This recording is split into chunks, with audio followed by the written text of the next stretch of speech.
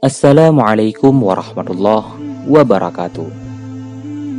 Ini adalah kisah seorang pendeta yang pernah memurtadkan 1000 orang muslim. Pada suatu malam, terjadi sesuatu yang aneh bagi Arnold. Al-Quran ia buka. Tubuh Arnold seolah gemetar.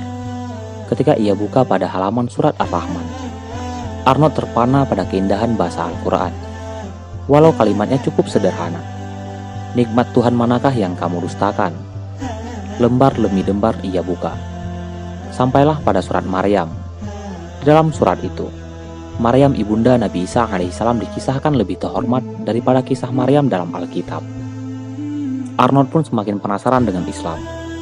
Ia pun tidak bisa membohongi hati nuraninya bahwa ia sangat tertarik dengan Islam.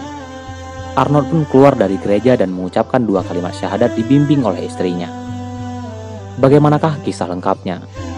Tonton terus video ini sampai selesai untuk mengetahui kisah lengkapnya.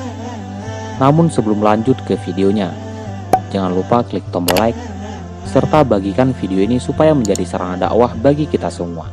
Dan jangan lupa tekan tombol subscribe untuk mendapatkan video-video terbaru lainnya dari channel History Milenial. Terima kasih. Ini adalah kisah nyata seorang pendeta dari Jawa Timur. Seorang pendeta bernama Jonathan Arnold yang diberi hidayah oleh Allah Subhanahu wa Ta'ala hingga masuk Islam. Padahal sebelumnya ia pendeta aktif yang memurtadkan lebih dari 1000 orang. Hidayah Allah menembus tanpa batas, meski ia dikelilingi pagar gereja yang kokoh, atau disirami gaji dan penghasilan yang tinggi sebagai penggiat kristenisasi. Ia memilih Islam karena dari hatinya yang terdalam. Lahir dan dibesarkan di Malang, Jawa Timur, Jonathan Arnold adalah anak seorang anggota militer. Sebagai seorang Kristiani yang ditokohkan, ayah Arnold termasuk yang sangat tak bersahabat dengan umat Islam. Arnold masih ingat betapa hebat orang tuanya menanamkan kebencian dalam hatinya terhadap Islam. Hal itu bermula dari tingkah laku oknum Islam yang banyak membuat sakit hati ayahnya. Sejarahnya, Arnold dibaptis di gereja GPI Malang. Ia begitu lancar menyampaikan nas-nas suci Bible, sehingga ia disekolahkan di Universitas London, Belanda untuk menjadi pendeta. Setelah lulus, Arnold diangkat menjadi pendeta dan ditugasi untuk kristenisasi umat Islam. Sebelum memulai tugasnya, Arnold meneliti dahulu kehidupan orang Muslim. Ia mendapati ada 3 kelemahan umat Islam. Yang pertama, banyak orang Islam yang ikut-ikutan. Islamnya hanya Islam KTP dan tak paham tentang Islam. Yang kedua, sering terjadi perpecahan antara umat Islam. Dan yang terakhir, banyak umat Islam yang serakah, tamak dan bakhil, tak mau menolong fakir miskin dan yatim piatu. Arnold menyebut misi kristenisasi dengan sebutan Operasi Simpati, yaitu agar memperoleh simpati orang-orang Islam dengan jalan menolong fakir miskin. Dana yang diperoleh cukup besar, karena bersumber dari Belanda, Amerika, dan Australia. Yang kesulitan biaya untuk sekolah diberi beasiswa, yang sakit diberi obat-obatan, yang susah dihibur, yang lapar diberi makan, yang lemah ekonomi diberi modal. Bahkan yang keluarganya mati pun ditolong dengan biaya dan pelaksanaan pemakaman. Hasilnya sangat mengagumkan. Dalam waktu singkat, ia dapat memurtadkan hampir 1000 orang. Belum puas dengan hasil ini, Arnold pun membuat formula baru, yaitu mengembangkan pergaulan bebas muda-mudi ala negara barat. Arnold memperkenalkan Valentine Day, pakaian serta kesenian barat, kebudayaan hingga olahraga yang mencuri waktu sholat hingga banyak anak-anak tak sholat dan mengaji. Kemudian Arnold menikahi seorang gadis berkerudung putih dengan berpura-pura telah masuk Islam. Karena perbedaan akidah, maka sering terjadi pertengkaran antara mereka. Setiap kali Arnold marah, istrinya tak pernah melawan. Yang dilakukannya langsung sholat dan membaca Al-Quran. Dari sinilah timbul keinginan Arnold untuk mengetahui kandungan Al-Quran. Pada suatu malam, Arnold membuka kitab suci Al-Quran. Tubuh Arnold seolah gemetar ketika ia buka persis pada halaman surat Ar-Rahman. Arnold terpana pada keindahan bahasa Al-Quran. Walau kalimatnya cukup sederhana. Nikmat Tuhan manakah yang kamu dustakan? Lembar demi lembar ia buka. Sampailah pada surat Maryam.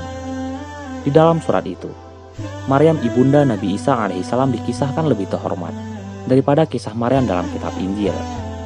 Begitu juga dengan sifat Tuhan dalam Al-Quran. Tuhan itu esa. Ini berarti tak boleh ada alternatif lain selain Allah Subhanahu wa Ta'ala. Berbeda dengan Alkitab yang menyatakan Tuhan itu ada 3. Apalagi doktrin Tuhan Trinitas baru ada 325 tahun setelah Yesus diangkat ke langit. Al-Quran mengisahkan Allah itu kekal, yang membedakan antara makhluk dan Tuhan. Tetapi dalam Alkitab dikisahkan Tuhan telah mati di salib, dan Tuhan dikisahkan kalah berkelahi dengan Yakub.